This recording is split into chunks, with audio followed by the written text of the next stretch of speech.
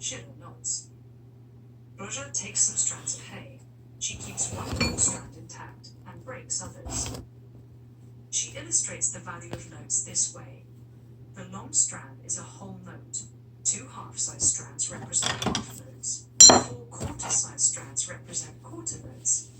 I'm sorry, I can't tear the hay small enough to show you the eighths. Shira rummages in the hay and pulls out the paper with the beginning of Brahms' scherzo on it. Roja can see she is examining it anew. There's still so much to explain, the flats, the ties, but Shira looks tired. She'll teach her more tomorrow. Roja writes out the musical notes to a similar piece, their nightly lullaby. Kukureku,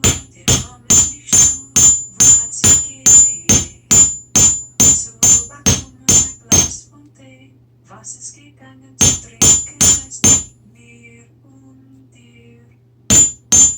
She repeats, gentle and lilting, like a boat crisscrossing a placid lake. For the rest of the afternoon, Shira hums it quietly, contentedly, over and over, pointing at it note by note as she goes. At first, Shira does not understand how her mother's marks on the music page match the sounds of their lullaby. But then, something snaps into place, and Shira sees how the pattern of notes matches the swaying melody, the simple rhythmic repeats. She turns once again to the start of Brahms' scherzo, and what has looked like her mother's scribbles coalesces into a repeat crescendo of staccato notes, sounds she remembers from her mother's humming, her father's practice sessions. A new feverish feeling, this one from excitement and urgency, washes over her. The concertos in her the symphonies her grandfather listened to, the music that rushes through her own head, can be put onto paper. Shira can write all of it into these staves, even the feelings embedded within. She reaches for a pencil. Chapter 19.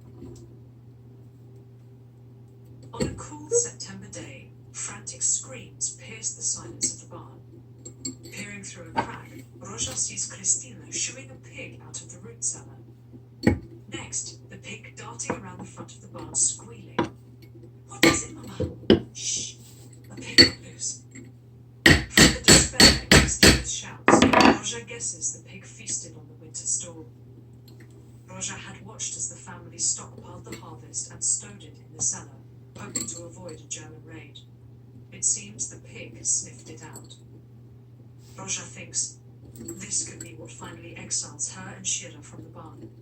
Cristina will no longer have enough to feed her family +2. Roja hoists herself, weak and stiff, to standing. Then she sees the barn door shifting open. She ducks beneath the hay, grabbing Shira with her. She squeezes Shira's wrist tight, the code for utter silence. Jurek's high-pitched pig calls trail up. Pig, pig, pig, pig! Where are you hiding? He seems to be circling beneath the loft. Within her hay burrow, Roja holds her breath, then swallows, trying to stifle the heaving. Henrik bursts in just then.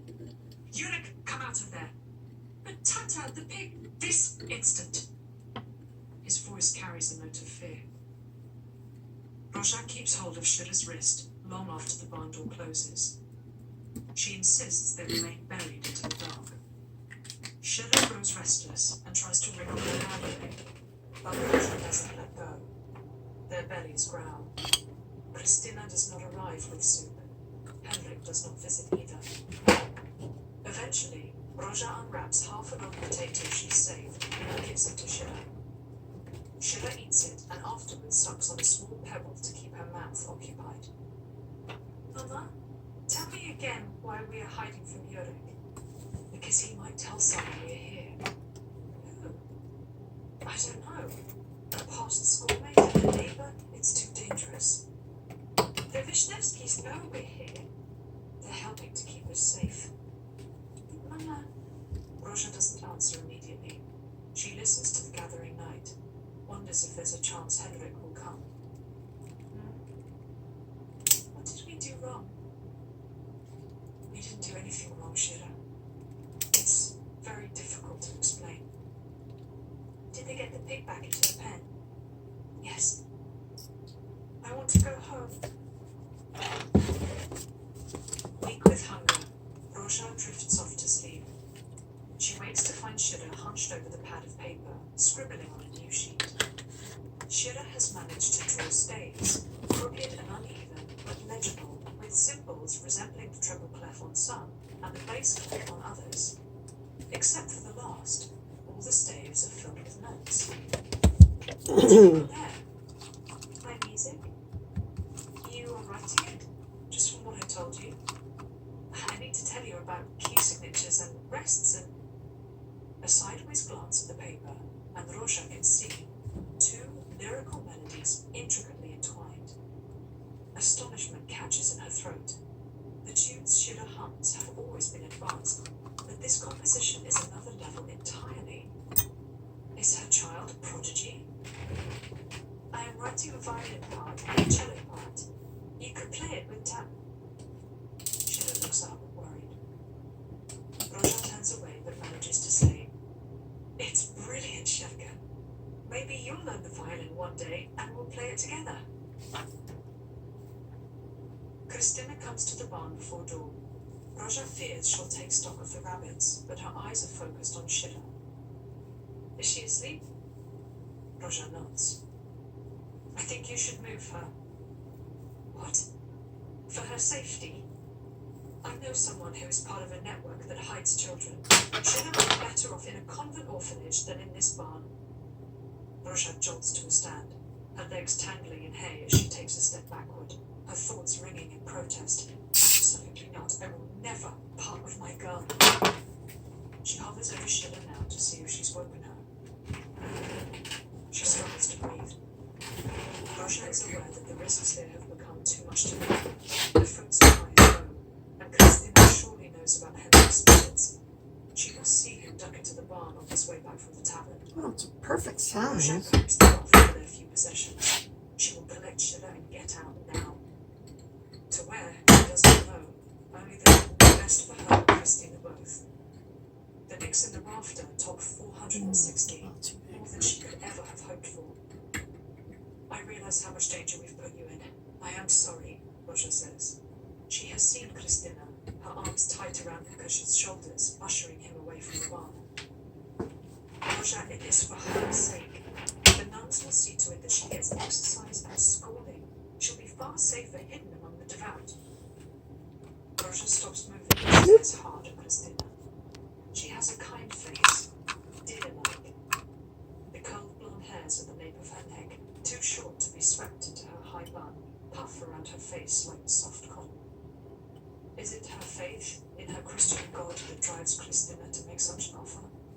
Or an emotional attachment to Shira? Perhaps she's dreamt of having a little girl. Could Kristina be right, that Shira would be safer apart from Roja? Roja thinks of how treacherous the journey here had been, with Shira constantly needing to be carried and soothed, quieted and fed. She recalls crossing the long stretch of pasture. She'd needed Shira to walk on her own, but Shira kept kicking off her shoes and reaching for Roja to pick her up. Over and over, Shira complained that her tata would have carried her. Roja dragged her in her stocking feet until Shira pleaded, promised to wear her shoes and walk.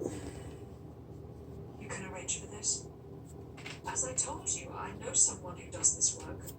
My sister, actually. Roja drops to her knees, disconcerted, as the trust she's placed in Kristina clouds with doubt. Her sister knows about hiding. What guarantee is there that she will keep Shira safe? Instinctively, Roja's fingers go to where her wedding ring used to be. She looks at the vacant space of the loft. It has been exhausting to keep Shira hushed up day and night. Your sister, she would accompany Shira to a convent?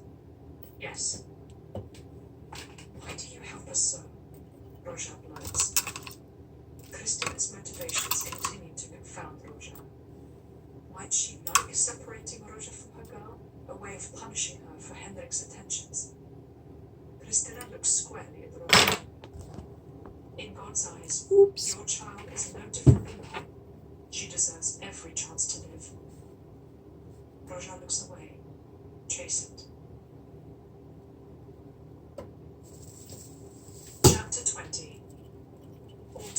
1942. Before Roja and Kristina settle on a plan, Germans sweep into the village. Some by horse, some by car. They teem the area. For 3 days, neither Kristina nor Henrik enters the barn. Roja and Schiller stay buried deep in hay, foggy from hunger, silent and unmoving. The tavern emits a raucous din long into the night. Schiller falls in and out of sleep, but Roja remains awake, vigilant. Her parched throat itches from hay dust. Her skin goes clammy from the sweat that dries cold. When she hears what sounds like an approach on the farmhouse, Roja shuttles Schiller down the ladder. Schiller has been terrified to get into the narrow dugout that Henrik made in the barn floor, but now there is no choice. Roja moves the hay bale that covers the opening and hustles them into the hole. Dirt loosens and slips with her every movement. It's cold and dank, and when Roja pulls the bale back over the top, completely dark. They shiver and blink, and suddenly it occurs to Roja that there are objects in the loft, unconcealed, that might give them away. The atlas, the novel. If pressed, Henrik can say that his boys like to read up there.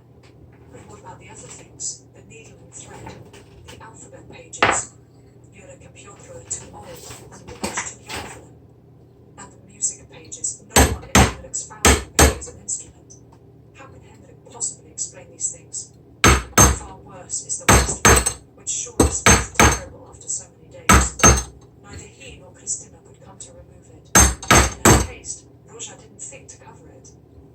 Henrik no longer has the excuse of his livestock animals. They've killed them all for meat. The stray pig was the last to go. There's nothing to do. Roja strains to listen above the rush of blood in her ears. She hears a German say, "I will tour your sheds and barns." Roja inhales, bracing herself, one hand on Schiller's wrist. A clump of moist dirt slides down her neck and into her shirt, settling at the small of her back. Minutes pass. Henrik must have taken him to the far sheds first, allowing them the time they needed to move to the dugout. When the barn door scrapes the earthen floor and boots pound to the left of their heads, Henrik's voice comes loudly, perhaps too loudly, but steady. "It's a basic barn, as you can see. We have a lot of space here. The outbuildings, the barn, yes? I tend to several large fields. It takes a lot of equipment. You could keep a second family here, or hide a swarm of Jews." Roja feels as if her bowels might give way. Henrik doesn't hesitate. "Oh, maybe just a pretty girl to have my way with in the night. Of course I'd have to kill the rest of her family." The soldier laughs. His tone is friendlier now. The conversation is muffled for a moment. Then Roja hears, "We need your barn for storing supplies. I'll give you 4 days to clear it out." "So, this is it." "Of course," Henrik says, sounding light-hearted. "I'll clean out some space and, get my girl out before the wife sees." The clump of boots recedes. The barn door scrapes shut. For several moments, Roja holds herself frozen. What will become of them? She waits a long while before moving Schiller back to the loft. Once there, she insists they remain buried beneath the hay. She weighs their options. The Grazia Ghetto, the woods, the merchant's house. At nightfall, Kristina steps inside with food.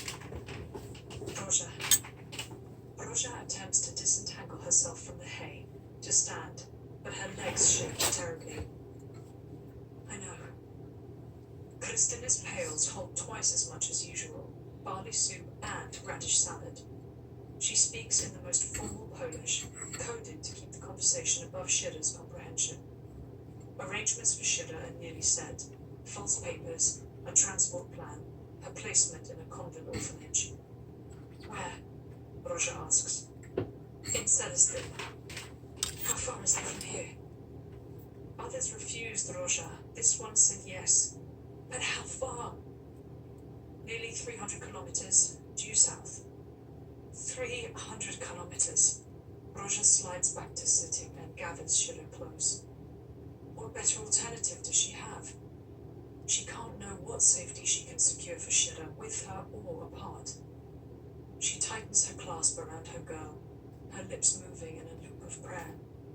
With every sound from outside the barn, the ricochet of voices, the creak of wagon wheels, the slow clop of horses' hooves, she seizes up with fear.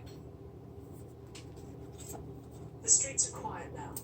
The Germans have gone from the village. No ruckus even from the tavern, yet her mother won't let Shira out of her grasp. Shira shifts to evade her mother's scent, breath like timed gun, and peers through a wall crack. Her mother strokes Shira's cheek over and over, presses her face to her neck. When Shira asks what's wrong, her mother looks away, mumbling. The following day, Shira notices Christina with a lady she doesn't remember seeing before. Arms hooked and heads bent together, they walk a full circle around the barn. Later, Christina stands on the loft ladder and whispers to her mother in big, winding words. Her mother nods slowly, but searches Christina's face the way a lost person searches a map. Again, the pail has more food than they're used to, so Shira eats and eats, happy to stuff herself. A full belly hurts her mother, but not her.